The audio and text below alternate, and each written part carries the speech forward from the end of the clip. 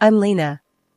My world used to be pretty decent, with my mom, Jane, being the cool optometrist in town and my dad, Richard, playing the hotshot plastic surgeon. Our house was always buzzing, either with mom's gentle guidance or dad's big tales of making people beautiful. Lena, pass those files, will ya? Mom would call out during her sessions at home.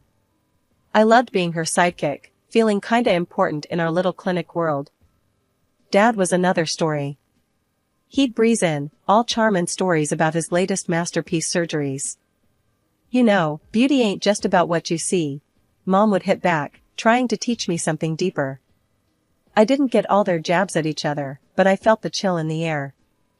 Our dinners were a mix of medicine talk and Dad's bragging, till he started coming home late, the air thick with unsaid stuff. Late work again? Mom would dig, her voice sharp. Someone's gotta do the real work around here, Jane. Dad snapped one evening, colder than ever. Mom's face would tighten, but she kept her words locked up. Then, the storm hit. Dad had been messing around with his much younger assistant. The day he decided to bail, he packed up like he was just heading off to another conference, not leaving his whole life behind. Richard, how can you just walk out on us? Mom tried to fight, her voice all shaky. It's not you, it's me. Look after your mom, Lena, he said, barely glancing my way. His advice felt like a slap. Wasn't he supposed to be the one looking after us? What followed was a nightmare. Mom dove headfirst into a depression so bad, it felt like she'd vanished. We had to ditch our home for a cramped apartment, all cause Dad decided he wanted the house for himself and his new chick. Why's he doing this, Mom? I couldn't wrap my head around the mess. People change, Lena. Or maybe they just show their true colors. We'll get through, she whispered, but it was like talking to a ghost. She was out of it, barely holding on. We were sinking fast, and then came my grandparents, throwing us a lifeline with all the love and backup we needed. Your mom's stronger than she knows, Lena. We'll help her back on her feet, Grandpa would say, him and Grandma standing like two pillars by our side.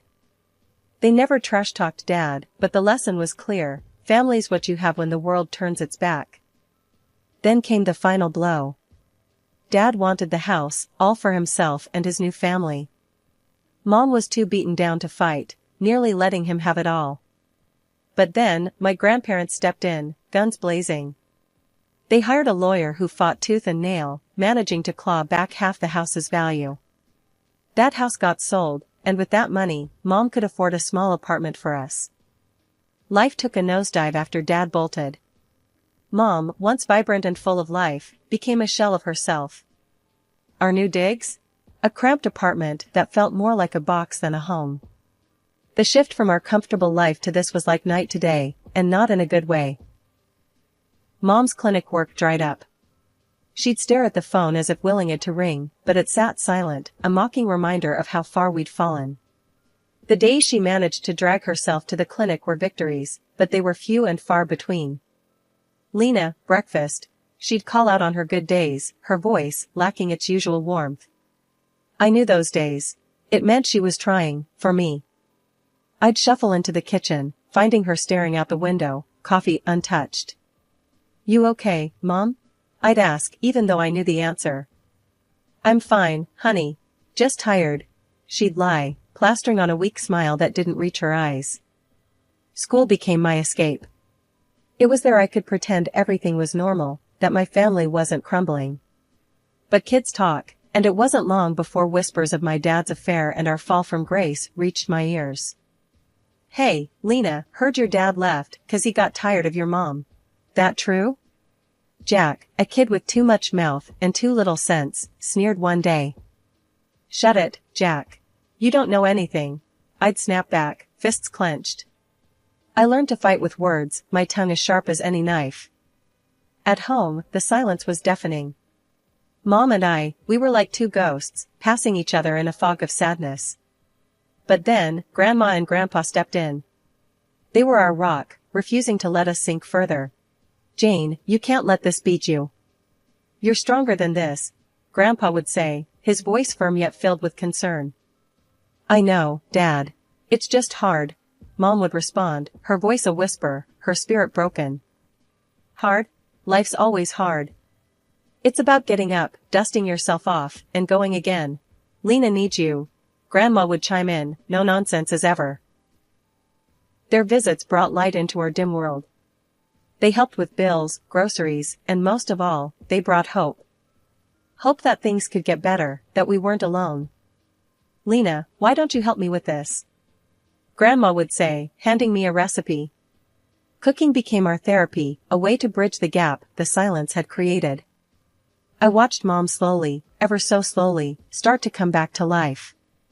She began seeing patients again, her clinic's phone starting to ring with life. It was a slow climb, but we were making it, step by step.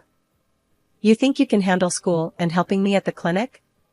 Mom asked one day, her eyes holding a spark I hadn't seen in ages. Yeah, Mom, I can. Let's do this, I said, my voice more confident than I felt. But I was ready to fight, ready to help us move forward. The struggles were real, but they made us stronger. The betrayal, the hurt, it was all part of our story, but it wasn't the end. It was just a chapter, one that taught us about resilience, about fighting back when life knocks you down. Then my grandparents died quietly one after the other. They left us a legacy, a bittersweet gift that propelled us into a new chapter. With it, Mom found the strength to open her own ophthalmology clinic. It was a fresh start, a chance to rebuild from the ashes of our past. I'm thinking of naming it Visionary Futures, Mom announced one evening, her eyes shining with a mix of excitement and nervousness. Sounds like a superhero base, not an eye clinic, I joked, trying to lighten the mood. Mom chuckled, shaking her head. Maybe so, but it's about looking ahead, Lena. We're moving forward, not looking back. I helped set up the clinic, painting walls, assembling furniture, and sorting through endless boxes of medical supplies. It was hard work, but there was a sense of hope and purpose in the air that had been missing for too long. Lena, can you help me with this? Mom called out from the reception area. I walked over to find her struggling with the computer system we'd installed. Let me try, I said, taking over the keyboard. You know, for a tech-savvy generation, I'm pretty useless at this stuff. You're doing better than me. I still miss paper records, Mom replied with a sigh.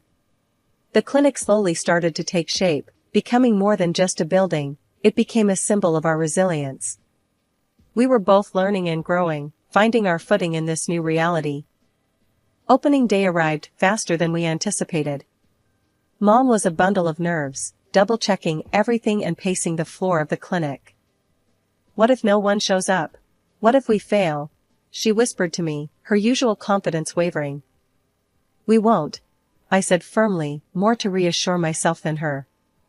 You're the best eye doc in town. People will come.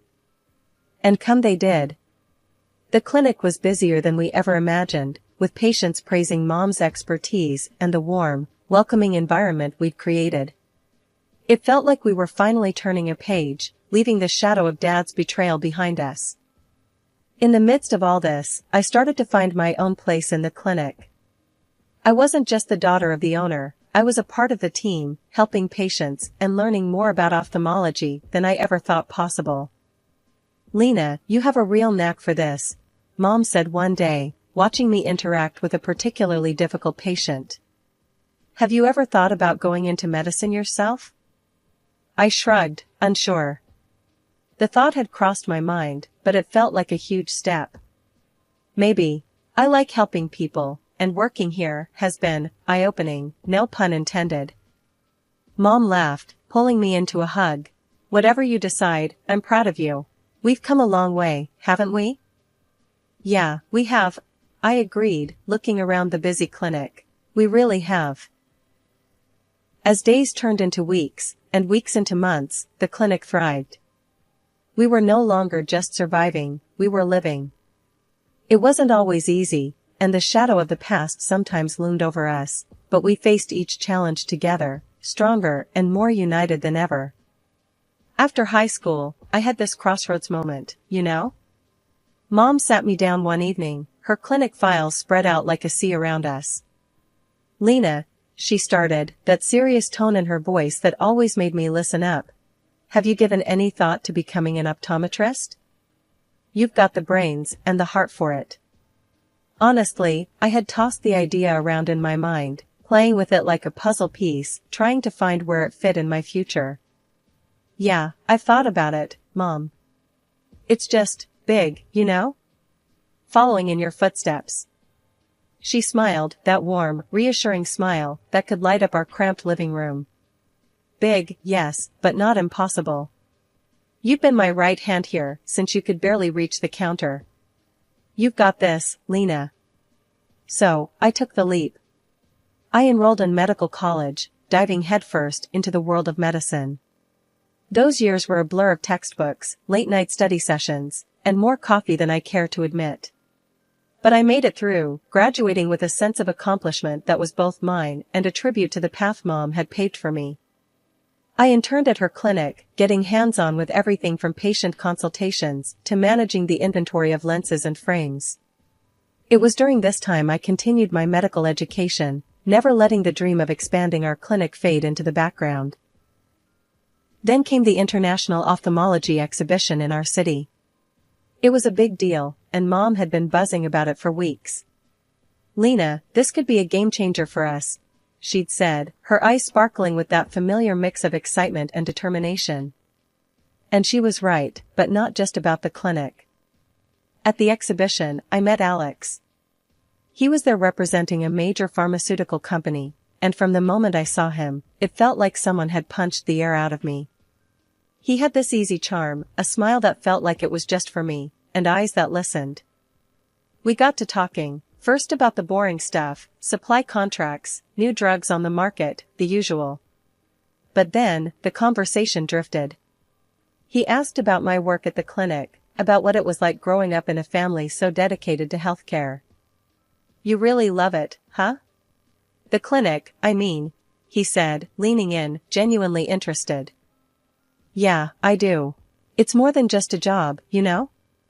It's part of who I am, I replied, surprised at how easy it was to open up to him. He nodded, that smile never leaving his face. I get that. It's the same for me. Passion drives us. Things moved fast after that. Alex started showing up at the clinic, under the pretense of official pharmaceutical business, but we both knew it was more.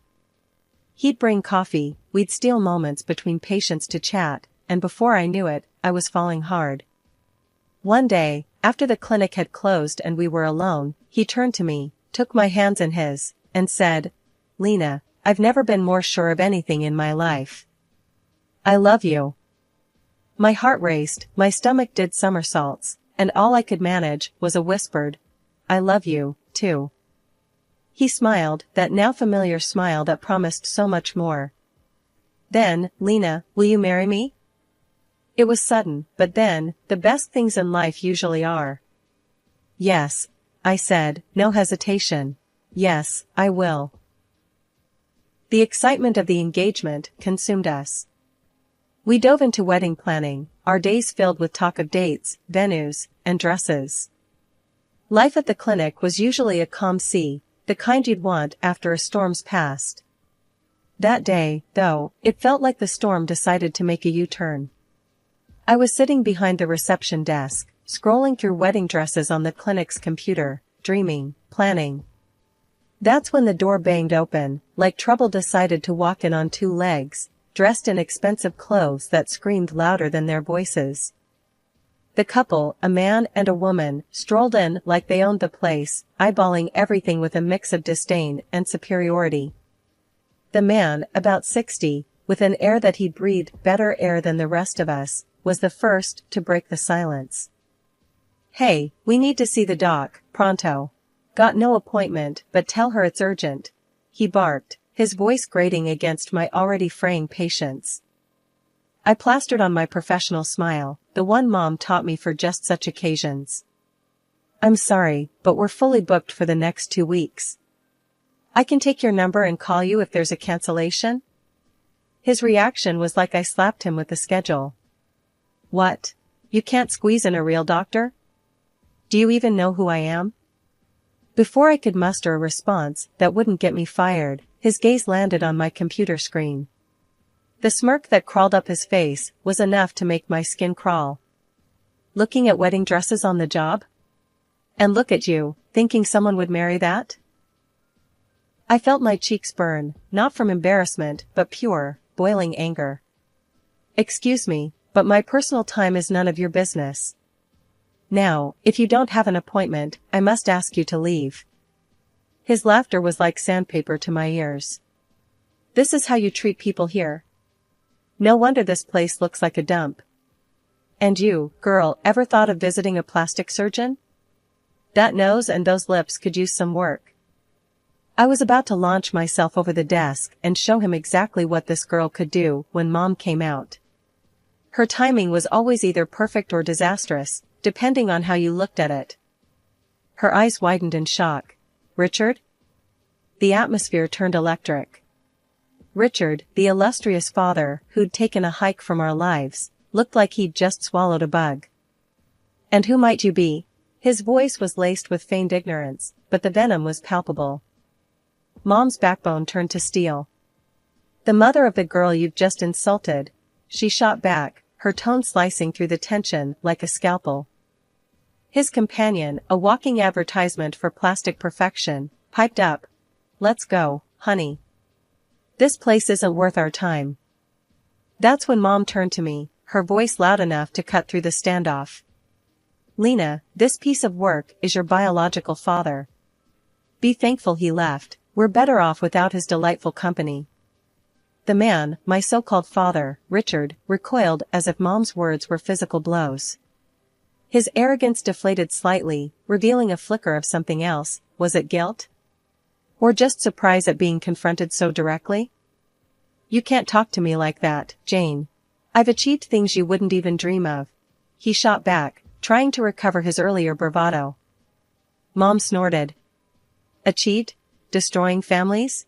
Abandoning your daughter? If those are achievements, then yes, you're quite successful.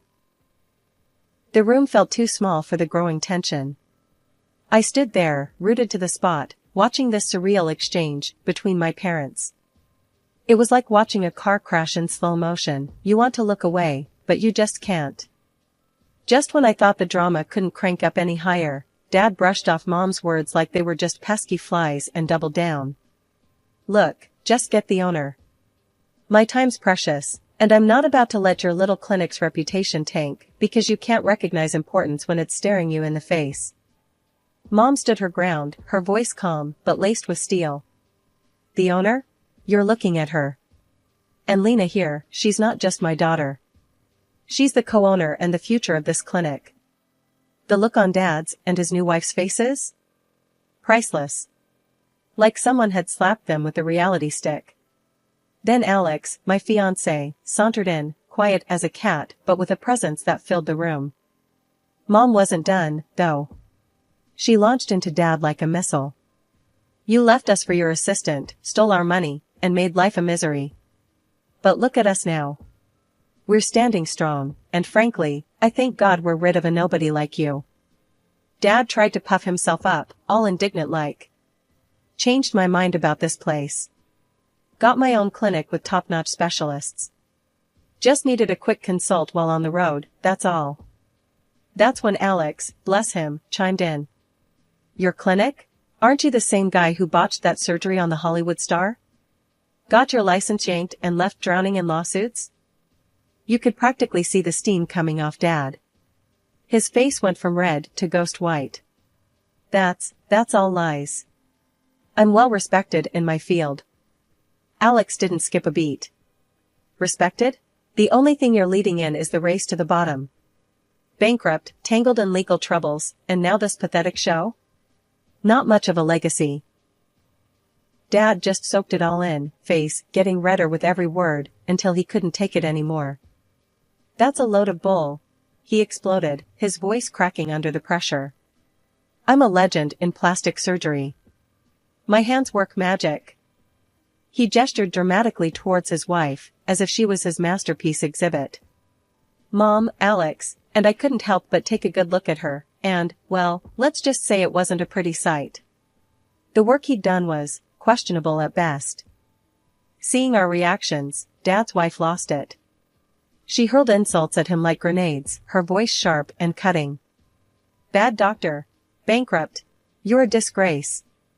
And with that, she stormed out, leaving a silence that echoed off the clinic walls.